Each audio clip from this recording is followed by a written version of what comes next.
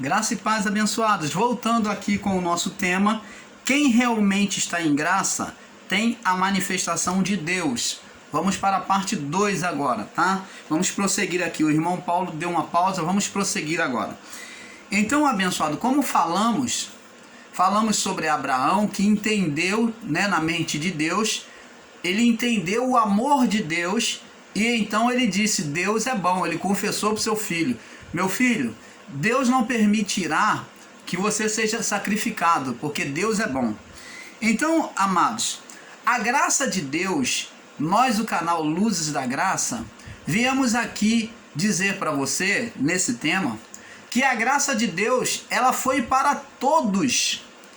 Ela foi derramada sobre todos, incondicionalmente, todos os viventes, a partir da cruz.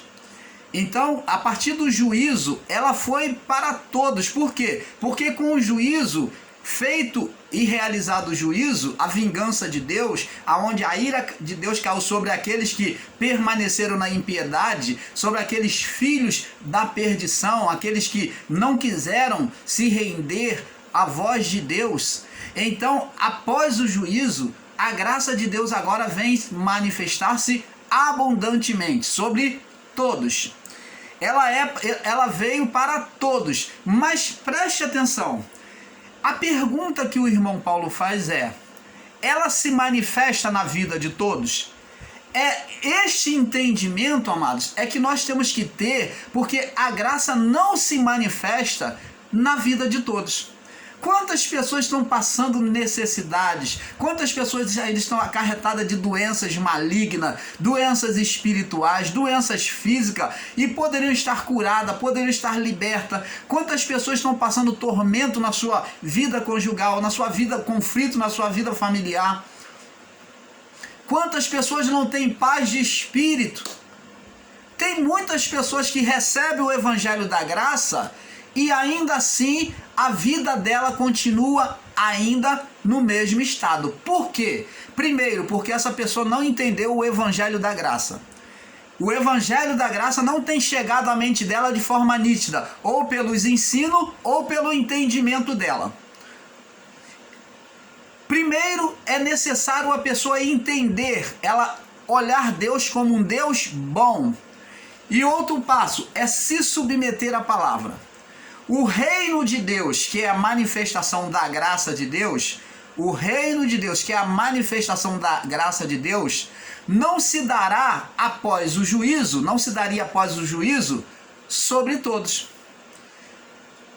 Para se viver o reino de Deus, o processo é o mesmo para aquele povo que buscava a salvação eterna, aonde para eles foi anunciado o reino de Deus. Eles tinham que ter submissão à palavra de Cristo, tinham que se render e o quê? Ter fé. Enxergar Deus como um Deus bom e não como um Deus mau, como um Deus maligno. Então é submissão à palavra e fé. Sabendo que Deus é bom, que é galardoador. É necessário que aquele que dele se aproxima, Paulo diz em Hebreus, se aproxime com interesse a fé, com a certeza de que ele é galardoador daqueles que o buscam. Então, a pessoa não pode se aproximar de Deus com uma má consciência, falando: Deus vai me castigar. Não, Deus não vai me abençoar. Deus vai me punir. Como um Deus que bota ela na moeda. Essas pessoas que enxergam Deus desta forma, ensinado no sistema religioso evangélico, que tem essas confusões espirituais na sua vida. Por quê? Porque olham Deus como um Deus mau, como um Deus opositor, inimigo dela, como um Deus punidor, que bota ela na moenda, que bota ela para ser torturada, bota ela na prova. Estou passando a prova, estou passando um vento de Deus. De Deus? Você está equivocado, equivocada. De Deus não. Deus não tenta ninguém, porque Deus não pode ser tentado pelo mal. De Deus não, você está passando pela sua falta de entendimento, pelo que você está confessando com os seus lábios, com o seu coração, de que Deus é mal na sua mente, no seu coração.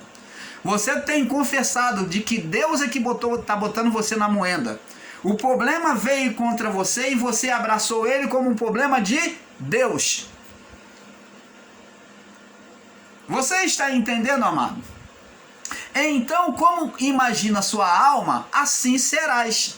Então a sua alma imagina e faz uma imagem de um Deus mau, então você vai viver aquele Deus mau, porque os espíritos malignos vão brincar com a sua vida para poder atribuir aquele dano ao seu Deus.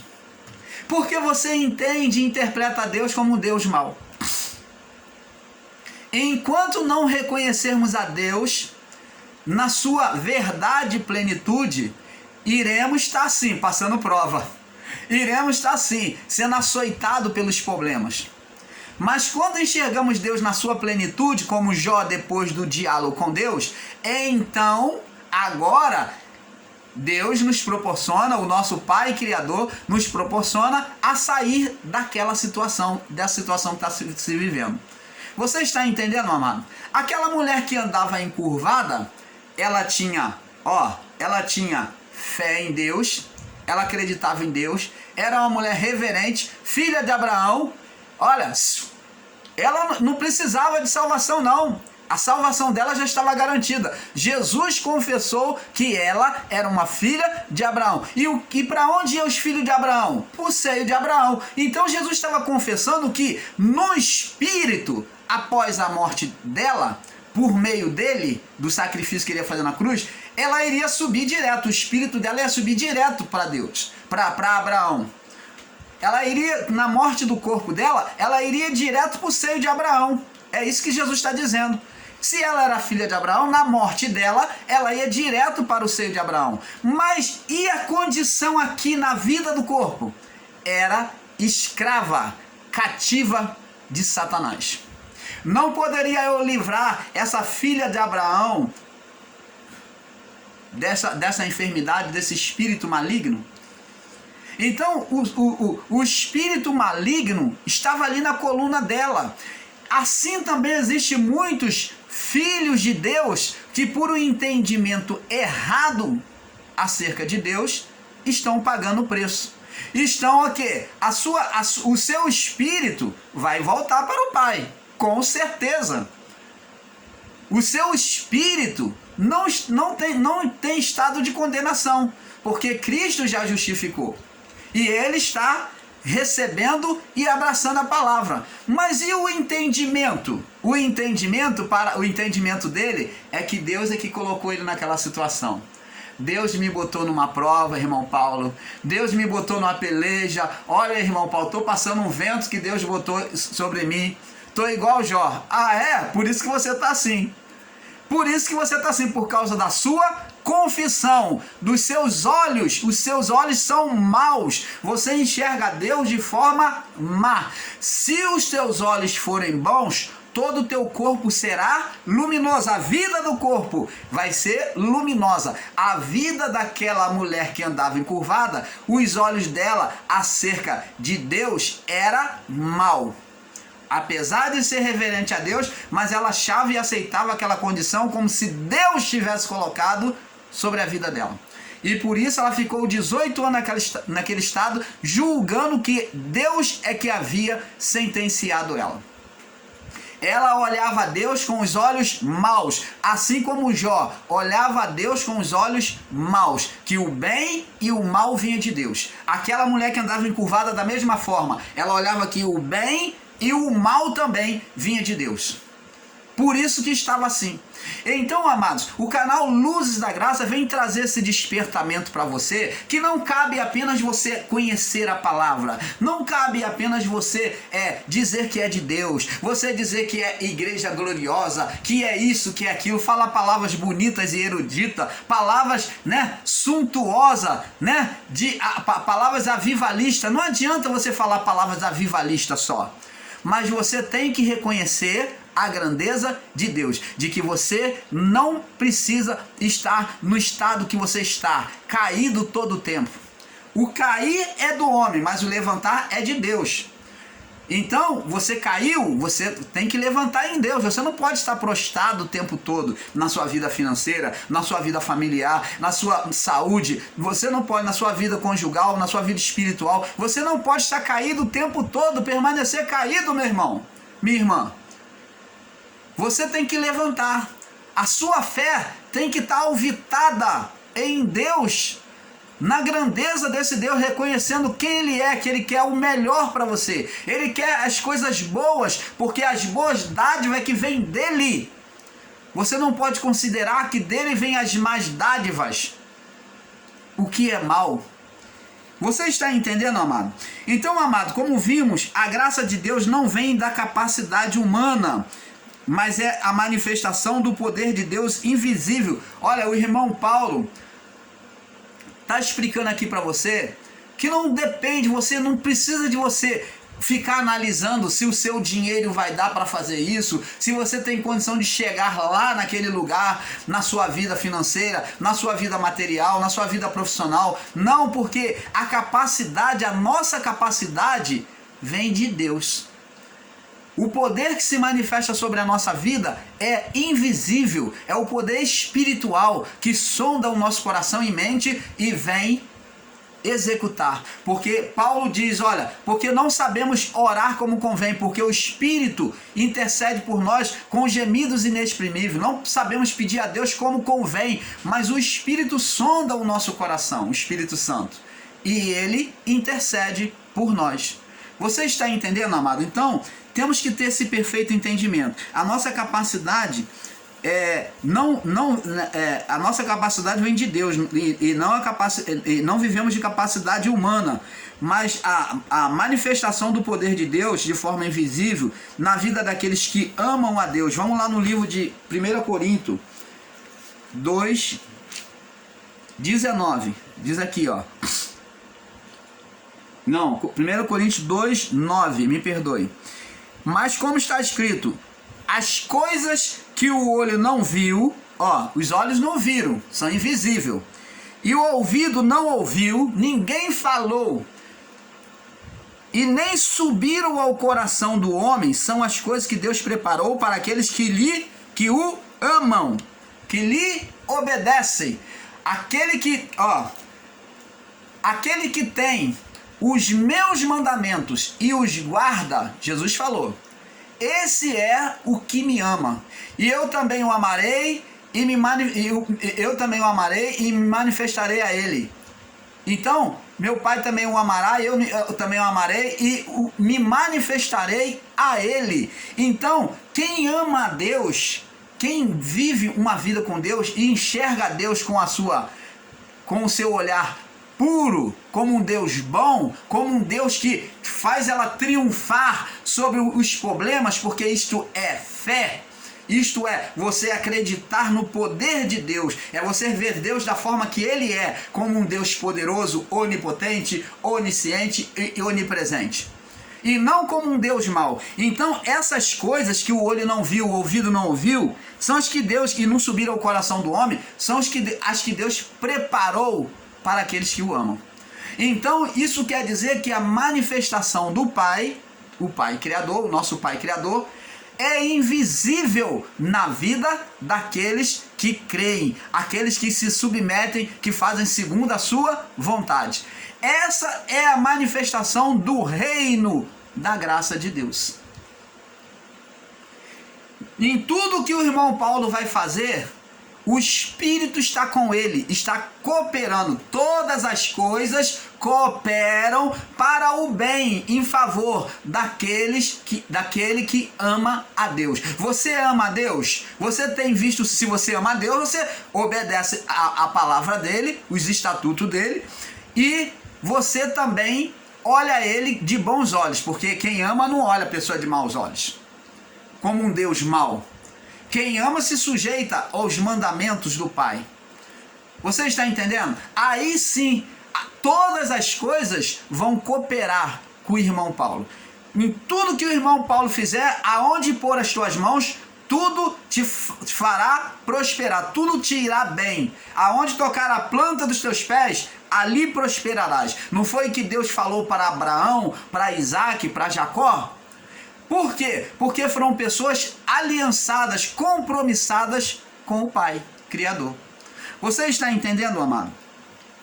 Vamos no livro de João, capítulo 17. Olha aqui, ó o que Jesus diz mais. João 17 aqui, ó. Ele já disse, Jesus também já tinha dito, olha só. João 17, no verso 17. João 17, 17, diz assim: santifica-os na tua verdade, a tua palavra é a verdade. Então, quando a pessoa se submete à palavra, ela está santificada, sem condenação. E logo, o milagre, a manifestação de Deus se dá sobre a vida dela. Onde se explica as manifestações de Deus na nossa vida. Então, a palavra de Deus, ela é espírito e verdade, né? Ela é espírito e verdade. Abençoados, quem realmente está na graça de Deus tem a manifestação do amor de Deus em todas as áreas da sua vida: saúde, financeira, familiar, material e espiritual. Onde o sobrenatural do nosso Pai Criador age em nosso favor, de forma invisível. Vamos lá em Lucas, capítulo 17. Lucas 17, verso 20, 17, verso 20, diz assim, presta atenção, olha só a manifestação do reino agora, ó. E interrogado pelos fariseus sobre quando havia de vir o reino de Deus, no verso 20, respondeu-lhe e disse: o reino de Deus, ó, a manifestação do reino de Deus, que é o quê? A graça de Deus. O reino de Deus, ou a graça de Deus para se manifestar, toda a graça veio para todos, mas nem todos têm vivido essa graça, tá bom? Tem pessoas ainda que estão como um filho mendigando o pão, como um filho rebelde, como um filho pródigo, sabe? Ela é filha e está mendigando o pão, está vivendo do lado de fora, que nem cachorrinho. O reino de Deus não vem com aparência exterior, nem dirão, ei-lo aqui, ele está aqui, ou ei-lo ali, porque o reino de Deus está dentro de vós. Então você está vendo? A manifestação do reino se daria pelo lado de dentro, a partir da fé. Então, a manifestação de Deus é invisível no desejo do coração do homem. Assim como Adão, vivendo uma vida ainda com integridade com Deus antes do pecado, ele desejou, quando estava dando nomes a animais, ele desejou uma mulher, o desejo dele manifestou o quê? A graça de Deus. Então Deus foi lá, enquanto ele dormia, fez a mulher. Abraão tinha desejo de ter um filho, um primogênito dele com a sua mulher Sara, mas Sara já estava velha, 90 anos. Mas Abraão tinha esse desejo, e Sara também. Então, Deus, vendo o desejo no coração de Abraão, foi lá e lhe prometeu um filho, Isaque. E ele teve esse filho? Teve. Então, esse agora, depois nós vemos que Deus põe Abraão à prova, para ver se ele iria amar mais o filho do que a ele. E ainda assim, Abraão falou que amava a Deus. Ele confessou: Deus é bom, meu filho. Falou para o filho: papai, onde está? Aqui está, tô vendo a lenha, o fogo e o cutelo. Mas onde está o cordeiro para o sacrifício? E Abraão respondeu ao seu filho: meu filho, Deus proverá para si. Deus proverá, olha, futuro. Ele acreditou que o filho dele não iria ser sacrificado, porque Deus não era maligno, Deus é bom. Ele estava confessando isso. Ele falou: ó, esse Deus que nós servimos, meu filho, não é igual o Deus de Baal, o Deus dos Balaíns lá, não é igual o Deus Astarote, não é igual a deusa Diana, não é igual esses deuses daí não, meu filho, que eles servem, esses deuses pagãos não. O nosso Deus não pede sacrifício humano. O nosso Deus, meu filho, ele proverá para si o sacrifício e o holocausto. Em outras palavras, ele disse para o filho: meu filho, Deus é bom. Mostrou a imagem de Deus. Deus é bom. Então, Deus, ele age na nossa vida de forma invisível, né? Nós já lemos Lucas, capítulo 17, verso 20. O reino de Deus se manifesta de forma invisível. Onde a manifestação do Pai é invisível. Vamos lá agora também no livro de João, capítulo 4. João capítulo 4, no verso 24. 4:24. Deus é espírito, e importa que os que adoram, o adorem em espírito e em verdade. Existem irmãos aí que, quando se converte ao evangelho, recebe o evangelho, principalmente em graça, eles ficam esperando ver manifestação de Deus na sua vida de forma física. Mas Deus, a manifestação de Deus é invisível. A manifestação de Deus é o favor de Deus sobre a nossa vida. É o companheirismo. Lembra que Jesus falou: olha, eu não vos deixarei sozinho, mas eu enviarei o Espírito Santo, para que fique convosco todos os dias até a consumação do século. É a participação de um ser invisível favorecendo o homem. De um ser invisível favorecendo o homem no desejo do seu coração, nesta vida, aonde no físico Deus também participa por meio de você, por meio do seu espírito. Ele participa reinando, fazendo você reinar em vida. Isto que é reinar em vida é a participação do Espírito Santo em nós, do próprio Deus em nós. Então ele vem participar conosco, ele vem favorecer, ele vem aliviar o fardo que nós carregamos. Ele diz: tomai o meu fardo, o meu jugo, que o meu fardo é leve, o meu jugo é suave. Então, quando nós temos ele como amigo, como pai, participando da vida conosco, então nós não sentimos o nosso fardo nesta vida, na vida do corpo, pesado. Porque ele nos favorece, ele nos ajuda, ele cura, ele salva, ele liberta, ele transforma, ele faz manifestar o impossível que é aos nossos olhos. Ele faz essa proeza, ele transforma a maldição em bênção. Você está entendendo, meu amado? Então, Deus, ele está agindo invisível na vida de cada um de nós. Quando nós nos sujeitamos à palavra, quando nós nos sujeitamos a Ele e reconhecemos Ele como um Deus bom, tá? É o principal. Não adianta só submissão. Aquela mulher que andava encurvada era submissa à palavra, porém estava sendo escravizada por um espírito de enfermidade, fazendo andar encurvada 18 anos. Jó era íntegro, reto, temente a Deus, mas passou o que passou porque não tinha entendimento como aquela mulher que andava encurvada. Não tinha entendimento perfeito, tinha entendimento de Deus como um Deus mau. Então Deus permitiu para que Jó entendesse que Deus é bom. Você está entendendo, amado? Então, o nosso olhar para Deus é muito importante, ele vai fazer a diferença. Não adianta você viver a palavra se você olha a Deus como um Deus mau. Essa pessoa que olha a Deus como um Deus mau é como aquele homem que enterra o talento, que diz que o dono vem, dá o talento a cada um dos seus servos, e os seus servos, os outros seus servos, granjeia, negocia e consegue ajuntar mais e trazer ao seu senhor um pouco mais em dobro daquilo que ele deu. Então ele falou: não tratei tanto contigo, então vai lá, escreve tanto. Então ele vai e negocia, são os negociadores, e negocia o talento, o valor financeiro que aquele senhor deixou na mão deles. Só que tem um que olha o seu senhor como um senhor mau, e existe muitos em graça, existe muitos no sistema religioso que tem sido como aquele que enterra o talento, que faz o mau juízo de Deus, que olha a Deus como um Deus mau, e falando: Senhor, eu enterrei o meu talento, porque sabendo que o Senhor é um Senhor severo, e para que eu não seja cobrado, eu enterrei o talento. Então o Senhor dele diz: servo mau e negligente, eu não te dei tanto, por que você não negociou? Quem negocia é aquele que se desprende e busca conhecer mais de Deus, deixa Deus fazer Deus se manifestar mais sobre a vida dele. Não vive sob temores, não vive com o olhar maligno de Deus. Enquanto o outro tinha um olhar maligno, olhou o seu senhor como um senhor carrasco, um senhor torrão, né? Então enterrou o seu talento para falar assim: ó, vou enterrar e vou devolver a mesma coisa.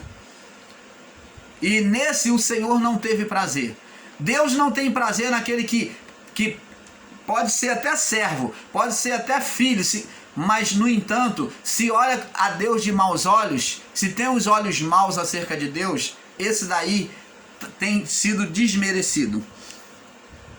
Amados, creiamos na fidelidade de Deus. E Deus creiamos na fidelidade de Deus. E Deus e sejamos fiel à sua palavra, à sua vontade, para que o reino dele, por meio da sua graça, seja manifesto em nossa vida, casa e família. Outro detalhe muito importante só com o conhecimento da vontade de Deus que vivemos a sua graça, que veremos a sua graça ser manifesta em nossa vida. Observe o seguinte, João 10, 10, vamos lá. Só com o conhecimento da vontade de Deus é que vamos conhecer a sua graça, né? João 10, 10 diz assim: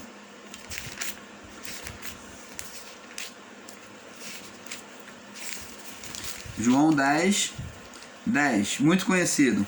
O ladrão vem senão para roubar, matar e destruir, né? Que esse ladrão é representação do diabo, do ser espiritual, das forças malignas. E eu vim para que tenham vida. Jesus veio para quê? Para trazer vida. Vida onde? Vida do corpo. Então, na vida do corpo, você não estaria vivendo como uma pessoa morta, mas como uma pessoa viva. Então você vai ter vida. Isso é ter vida. É viver bem, viver feliz, viver em paz, a alegria, o gozo de Deus. E vida, eu vim para que tenham vida e a tenham em abundância. Então agora a vida abundante está falando de uma vida que atravessa para o outro lado, que é uma vida eterna. Então eu vim para que vocês tenham vida, que vocês sejam felizes aqui nesta vida, que o reino de Deus venha se manifestar na vida de vocês aqui, e que vocês, ao partir daqui, vocês venham viver eternamente, uma vida abundante. A vida abundante nós só teremos a partir do momento que deixarmos este corpo. Então, vida abundante é a partir do momento que deixarmos esse corpo. Vamos prosseguir aqui. Romanos capítulo 12. Romanos 12. Romanos 12. No verso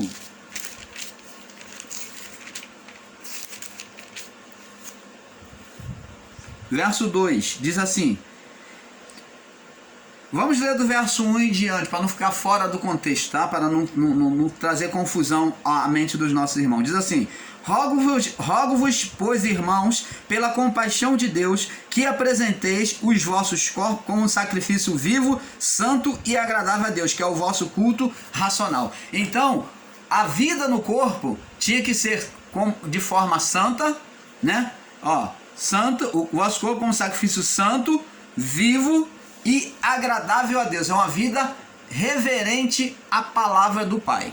Então ele fala aqui. Agora ele diz aqui no verso 2: não sede conformado com este mundo, não ande conformado com este mundo.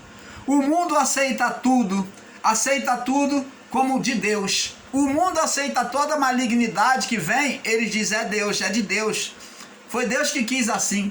O mundo fala assim: não sede conformados como este mundo. Não tenha a mente conformada sobre o mal que vem contra vocês, como as pessoas do mundo. Mas sede transformado pela renovação do vosso entendimento. Seja transformado. Tenha um olhar bom de Deus. Não é Deus que quer que você viva essa vida que você está vivendo aí, não. Basta apenas você exercer a sua fé. Pede. Todo aquele que pede, recebe. O que bate, abre. O que busca, busca, acha. O que bate, abrir-se-lhe-á. Ora, por que você então não pede a Deus? Mas sede transformado pela renovação do vosso entendimento, para que experimenteis a boa, agradável e perfeita vontade de Deus, que é a graça de Deus. Eu pergunto a você, todos hoje vivem essa boa, perfeita, agradável vontade de Deus? Não, infelizmente. Muitos, mesmo que estão em graça, ainda não estão vivendo. E principalmente muitos que estão no sistema religioso ainda não estão vivendo, porque olham Deus de forma maligna. Tanto no sistema religioso quanto em graça, só estão gozando desse reino, da manifestação do reino de Deus, da graça de Deus, aqueles que se submetem a Deus e veem Deus como um Deus bom, um Deus que quer o melhor para ela, um Deus que quer que ela conquiste, que ela avance na sua vida, um Deus que é o Deus da batalha, um Deus de vitória, o Senhor dos exércitos. É este Deus que tem que estar embutido na nossa mente, no nosso coração. O Senhor dos exércitos, aquele que peleja por nós, que vai conosco em todas as batalhas, que nos ajuda a vencer os nossos inimigos. Para isso, meus irmãos, é que estão esses escritos antigos. Esses escritos antigos estão tudo aí nos livros históricos, para que nós venhamos saber que Deus peleja como pelejou com o povo de Israel. Hoje, numa batalha espiritual, Deus peleja nesta vida física, Ele peleja por nós.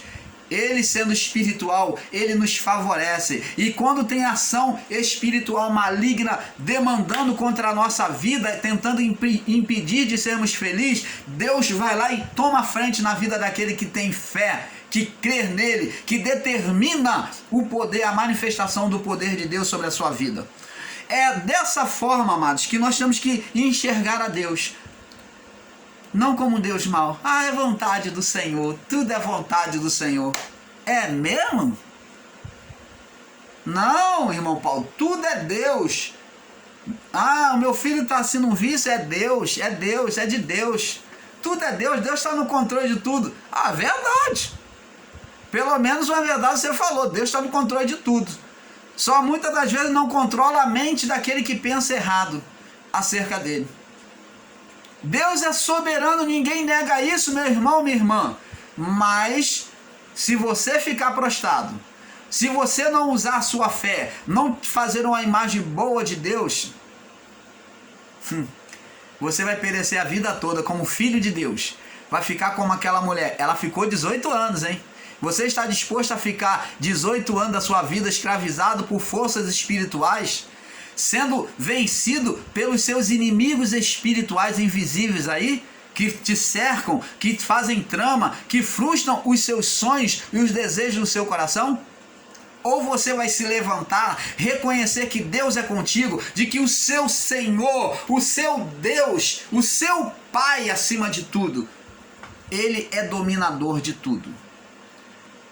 E que nada pode deter o poder da sua mão.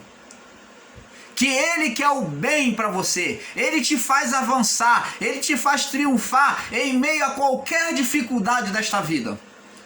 Então, amados, tudo depende da decisão do nosso coração. Não pensa que Deus vai ficar que nem embalando o bebê, você como bebê, e fala: neném, ó, papai vai te dar neném, vai te dar tepeta, papai vai te dar mamadeira, papai não vai fazer nada, papai já fez.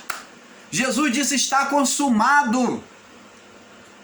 Tudo o que Ele tinha que fazer, Ele já fez. Agora a atitude nossa, Ele só pede de nós a fé para ver a manifestação do reino sobre a nossa vida. Ele só pede de nós a fé. Ele não pede mais que isso. Uma fé e uma vida com Ele, em obediência.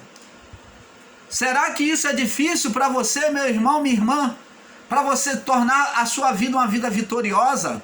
Uma vida vencedora, para testemunhar sobre aqueles que olham para a sua vida? Olhar e falar: olha, esse daí é homem de Deus, esse daí é filho de Deus, olha, esse aí estava batido, esse aí, olha, pelejou, passou um vento, mas olha, Deus foi com ele. É esse testemunho que as pessoas têm que olhar para cada um de nós e testemunhar a nossa vida. Se nós somos luz, como Jesus disse para os discípulos: vós sois a luz do mundo. Se nós somos luz, temos que brilhar. Não só falando palavras bonitas, que eu sou igreja gloriosa, que eu sou igreja. Não adianta isso, que eu sou filho de Deus. Mas e o testemunho? E na realidade, na vida física, no dia a dia, no mano a mano, como é que fica? Fica lá caído, prostrado, mendigando, fazendo vergonha, carregando o nome de Deus, o nome de Jesus sobre a sua vida? Que Jesus é que você está apresentando? Um Jesus ainda crucificado, porque lá na cruz ele não podia fazer nada. Mas se o seu Jesus, ele está glorificado, ele saiu da cruz, ele venceu a morte, ele está no seu estado glorificado como o próprio Deus, então ele fará proezas. Ele fará proezas na sua vida, meu irmão, minha irmã. Creia nisso. Ame a Deus, creia no seu Deus como um Deus grandioso, veja Ele na dimensão que Ele é, faça como Jó após ouvir a voz de Deus, veja que não tem motivo de você estar prostrado, de você estar prostrada, de você estar se lamentando. Profetiza, combate contra este mal, encara este mal, profetiza contra essa força espiritual maligna que demanda contra você, contra a sua família. Deus te dá esse poder como filho de Deus. Se deu aos antigos que estavam na lei no período de Paulo e os apóstolos, muito mais a nós que estamos aqui, no novo céu, na nova terra. Não tem demônio, não tem capeta, não tem nada que possa parar o Filho de Deus, aquele que está vivendo a graça de Deus, aquele que enxerga Deus como um Deus bom. Amados, pois não conhecer a vontade de Deus para nós é nos tornarmos ingênuos do amor de Deus. Vamos lá no livro de Lucas, capítulo 13. Vamos ver o que Lucas fala aqui. Lucas 13, no verso 10, do 10 ao 17, diz assim, fala sobre a mulher que andava encurvado. E ensinando no sábado, numa das sinagogas, eis que estava ali uma mulher que tinha um espírito de enfermidade. E já havia 18 anos. Ela tinha um espírito. Não tem? Você aí que ensina em graça que diz que não era demônio, era um demônio sim. Como filha de Deus sendo açoitada por não reconhecer a Deus na sua grandeza, no seu poderio, estava sendo vítima de Satanás. O espírito de enfermidade, e já havia 18 anos, o estado dela era espiritual, não era físico, não era, senão ela já tinha sido curada. Era enfermidade. Você vai ver que Jesus só chega lá e põe a mão e ordena o espírito sair, ela é curada. Então o estado dela era o que? Espiritual. E andava encurvada e não podia de modo algum, nem de modo algum quer dizer que ela já tinha ido ao médico, a tudo que é médico, a todo recurso. Vendo a Jesus, chamou e disse, mulher, estás livre da tua enfermidade. Ele determinou que aquele mal saísse. E pôs as mãos sobre ela, quando ele tocou a mão sobre ela, o espírito maligno saiu e logo se endireitou e glorificava a Deus. E tomando a palavra um dos príncipes da sinagoga, indignado porque Jesus curava no sábado, parece que o demônio saiu da mulher e passou para esses religiosos, né, da sinagoga.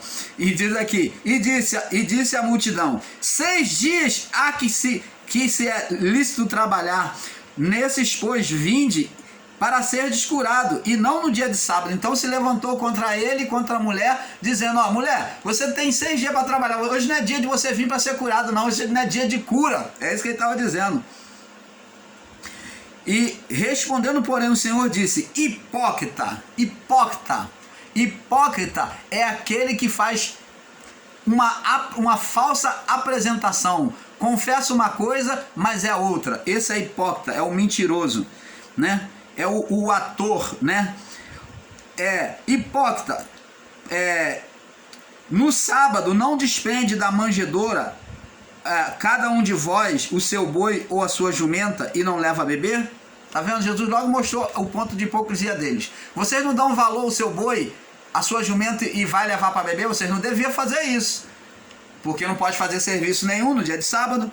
Não convinha eu soltar dessa prisão no dia de sábado essa filha de Abraão, o qual há 18 anos Satanás tinha presa? Satanás, ele fala sobre o ser espiritual. O problema daquela mulher era físico ou espiritual? Espiritual. E ele diz, ó, o ser Satanás, por meio do ser Satanás, esse espírito de enfermidade, por ordem do ser Satanás, estava sobre ela 18 anos. Então, você vê, amados, que essa mulher foi chamada de filha de Abraão. Ela era da fé. Se ela morresse ali, naquele período, ela iria para onde? Para o seio de Abraão.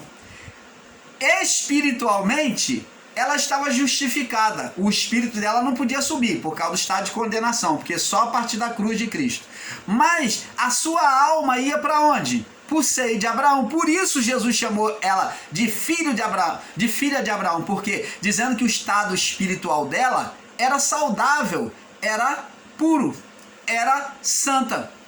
Mas a santidade dela não dava a ela poder para expulsar demônio.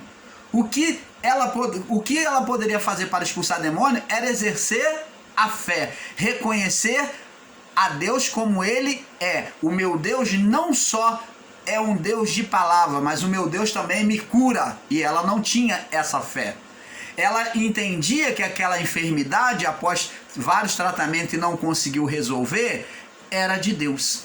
Ó, imagem errada de Deus. Então ela caiu na aceitação. Ia adorar lá, encurvada, como se é vontade de Deus.